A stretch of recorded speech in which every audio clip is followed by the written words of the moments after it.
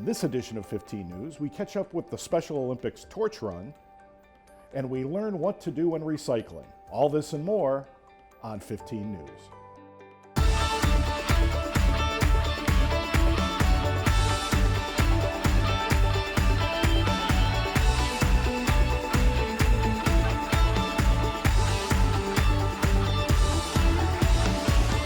Welcome back to Cable 15 News. I'm your host, Jim Hall, and let's jump right in today into something special, the Special Olympics torch run.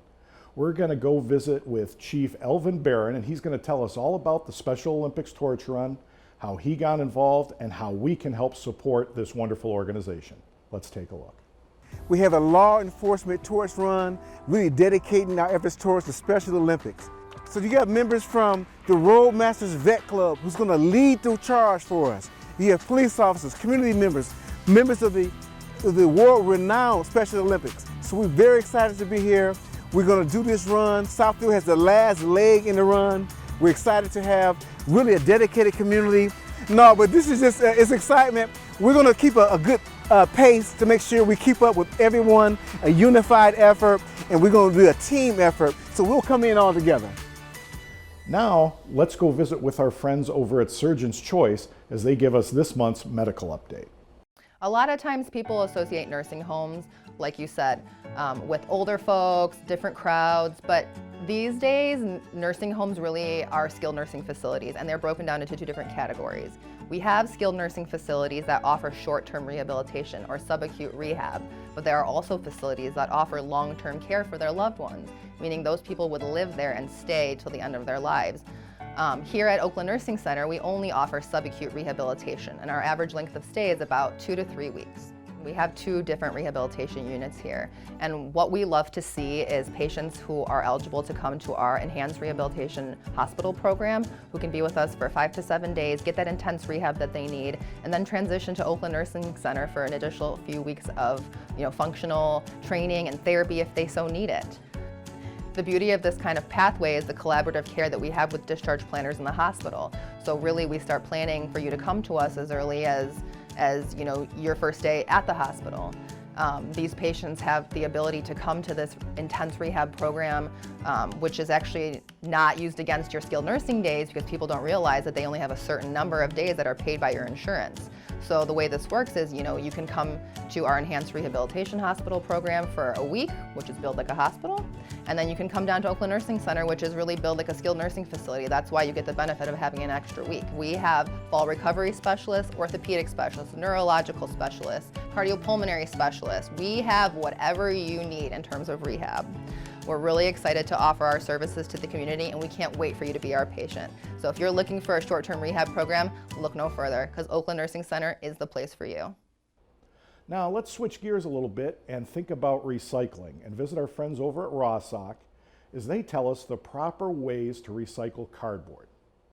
We've talked with you in the past about recycling your cardboard and how to properly prepare it.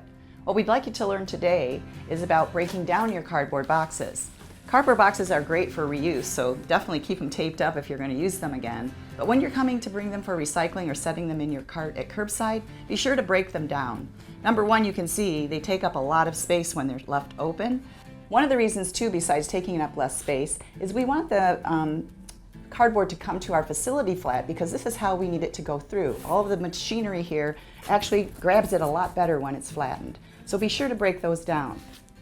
For more information on how to recycle right and how to prepare your recyclables or anything else you want to know about recycling, visit our website at rawsock.org.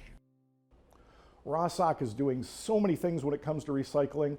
We feature them every month. If you haven't jumped on the recycling train yet, please, please, please start recycling now. Well, let's switch gears once again and visit our friends at Premier Pets. Michael's going to tell us everything we need to know about cats and their health. If you got a cat at home and you've been in that circumstance where that cat is hacking up hairballs or just seemingly throwing up and you're not sure why, well, let me tell you, this is something that's very common. It happens all the time. So cats will groom themselves. We're very fortunate that we don't have to take them to the groomer and spend as much money as we do with the dog. But in grooming themselves, they're ingesting a lot of fur and a lot of hair. One way to offset that you can think about is feeding maybe a better quality food that's got omega fatty acids that help strengthen the skin and coat so there's not as much shedding. But shed happens, so when we have cats that ingest the hair, they get compacted and they need to release that, or else it can be a big problem. So conventionally and for a really long time, there's always been like malt flavored type of laxatives that you can give them. You know, and sometimes you almost have to force it down their throat or put it on their paw so they're forced to lick that off. They do work, but there's greater alternatives been out more recently that we're really happy with. One of them happens to be called Hairball Buster. What Hairball Buster is a powder you can put right over a can or a dry food. It uses psyllium seed husk, and it uses inulin, and there's some flaxseed in there. In conjunction with the probiotics, the omega fatty acids in that help naturally to kind of help lubricate the entire digestive tract, get the hairballs to actually do their thing, be broken down digestively, and be eliminated back in the the back end, as opposed to being thrown up all over the house, which is a big mess. If the cat is not prone to liking things that are in the food or changing things up, because cats can be finicky and picky, there are treats that do essentially the same thing. They have the flaxseed in there that, with those omega fatty acids that really, really help supplement just to keep things flowing and going so you don't have to clean up that mess or deal with those kind of gross hairballs.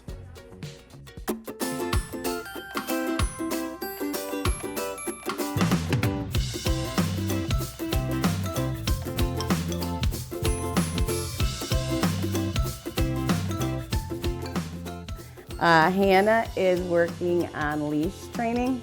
She is a little skittish. She needs to trust people, but she's a wonderful dog. She will make your home be very eventful. She loves to steal things and run and play, and she plays well with other male dogs. Female dogs we haven't had any luck with, but we're willing to try it out. So she is up for adoption, looking for a patient home. We have a bunch of animals on Pet Finder, cats and dogs. And again, we're always looking for support and looking for some good people to adopt these dogs so we can save more.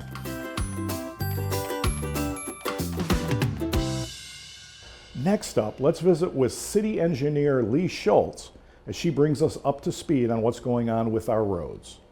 Yeah, everything is really going well according to schedule. We've got Shiawassee Road that's ready to get wrapped up at the end of September. So they've just got some striping to do and all the final signs in that will be open back up here. We've also got Berg Road from 8 Mile up to Simmons, and that we expect to have fully open to traffic by the end of October. And our other major road project, Northwestern Service Drive between Telegraph and Bell Road, that one is moving along and expects to be completed this season by mid-November. Now, let's learn about the very special and moving exhibit located just south of the library doors. We're really excited to be able to share this Remember Them display with a wider audience than simply our church community and those that live around our church, because the idea of remembering those who have been wrongfully killed, unjustly killed, as a part of our heritage as Americans is really, really important. Nothing really arrests the emotions in the same way a graveyard does. And it's one thing to read about somebody killed, it's another thing to read a story about how they were killed. But when you can put one after another times 100 and see, oh my goodness, there's a history here, there is a thread drawing people together, you begin to look at these things in a new way. There's just something about seeing the names, the ages, the places, and having your mind piqued with, oh, that's right, I remember that. That person was killed by so-and-so in these circumstances, etc. And it helps you kind of put these things together in a new way. That's all we're trying to do. I would hope that as people walk away from this, they would walk away with a renewed sense of dedication to this shared communal journey we're on to bring about a deeper sense of justice in our community and in our land. Well, that about wraps it up for this edition of 15 News. Again, we've brought you a lot of great things going on this fall season. Please get out there and enjoy this wonderful fall here in Southfield. I want to remind you that you can always rewatch Cable 15 News on YouTube. You can watch it on its re-airings on Cable 15, and we also air it on Facebook. We thank you so much for watching, and we'll see you next time.